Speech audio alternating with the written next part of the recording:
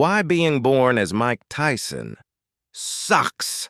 Imagine being a 13-year-old kid who has already been arrested 38 times. Imagine growing up in a place so violent that your only friends are pigeons, and the only way to survive is to become more terrifying than the people trying to hurt you. Most people know him as Iron Mike, the youngest heavyweight champion in history, the man who could end a fight in seconds with a single, devastating punch. No, the real story of Mike Tyson isn't about the knockouts or the championship belts. It's a brutal, psychological narrative about why being born Mike Tyson was a lifelong sentence of being a weapon owned by everyone except himself. It is a masterclass in how trauma can be weaponized for profit, and how a man can spend his entire life trying to escape the shadow of the monster he was forced to become. To understand why being Mike sucked, you have to look at the dirt of Brownsville, Brooklyn. Mike wasn't born a warrior, he was born a victim. He was a shy, overweight kid with a lisp who was relentlessly bullied by local gangs. He spent his days hiding in abandoned buildings, finding comfort only in the pigeons he raised on the rooftops. The first time he ever threw a punch was because a bully killed one of his birds in front of him. That was the moment he realized that violence was the only language the world respected. By the time he was sent to a reform school, he was a ball of pure, unchanneled rage. He wasn't a boxer yet. He was just a broken human being who had learned that to be safe, he had to be dangerous. Then came Cus D'Amato. To the world, Cus was a legendary trainer. To Mike, he was a father figure. But Cus didn't just teach Mike how to box. He programmed him. He took a scared child and systematically stripped away his empathy, replacing it with a singular focus: destruction. Cus told Mike that the world was his enemy, and that he had to dominate every person he ever looked at. He didn't build a man, he engineered a siege engine. The tragedy is that while Mike was winning every fight, he was losing his humanity.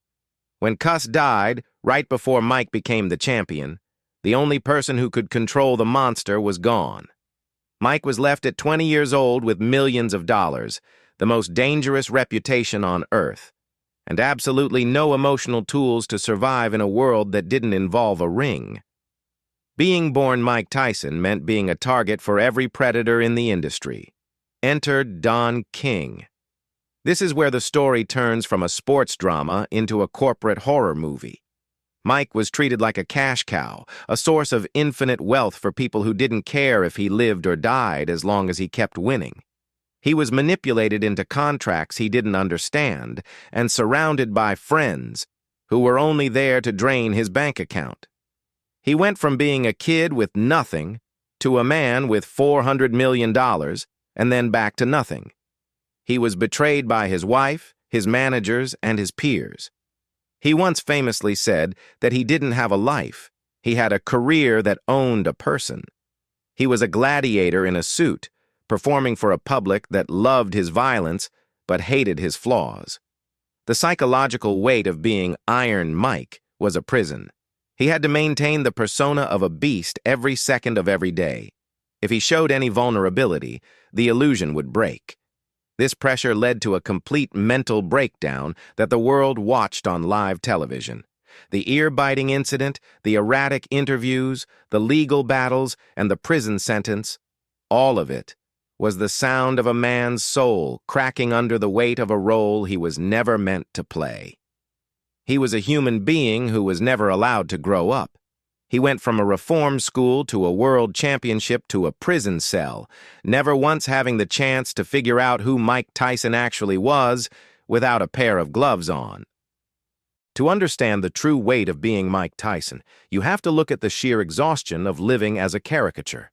Imagine the mental toll of having to maintain the image of an unstoppable, bloodthirsty killer 24 hours a day, 7 days a week. If Mike had a bad day, if he felt a moment of sadness, or if he just wanted to be quiet, he wasn't allowed to show it. The world didn't pay to see a vulnerable human being.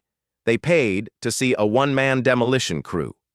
He lived in a constant state of hypervigilance and paranoia, convinced that every person he met was either a predator waiting to steal from him or a victim waiting to be crushed. He was a prisoner of his own success, trapped in a terrifying loop where he had to keep getting angrier, louder, and more violent just to satisfy the public's hunger for a villain.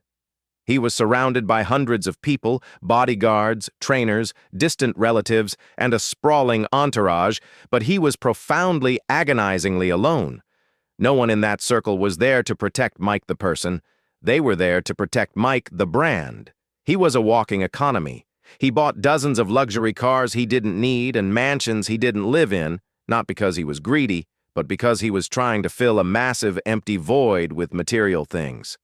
He famously bought pet tigers because he felt a deep, silent kinship with them, beautiful, powerful, and dangerous creatures that were kept in cages and fed for the amusement of others. He saw himself in those animals, a beast that was admired for its strength but feared and isolated from the rest of the world. He was the richest athlete in the world on paper, yet he was emotionally bankrupt, living in a house full of people who wouldn't even remember his name the second the money stopped flowing. But the absolute darkest part of being Mike Tyson came years later, after the fame had faded. In 2009, his 4-year-old daughter, Exodus, died in a tragic accident at home. For a man who had spent his life being told that he was the strongest, most powerful man in the world, this was the ultimate defeat. All the money, all the power, and all the punches in the world couldn't protect the one thing he loved most. It was the moment the Iron Mike persona died forever. He was left as a broken father, forced to confront the fact that his life had been a series of violent distractions from the things that actually mattered. He had to learn how to live with the guilt of his past while mourning a future that was taken from him. Today, Mike Tyson is a different man. He is a philosopher, a gardener, and a man who speaks openly about his regrets. But being Mike Tyson still sucks because he has to live with the ghost of the monster every day.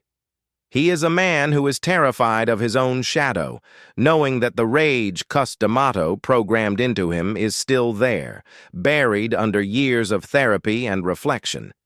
He has to walk through a world that still wants him to be the beast, still wants him to talk about the knockouts, while he just wants to be at peace.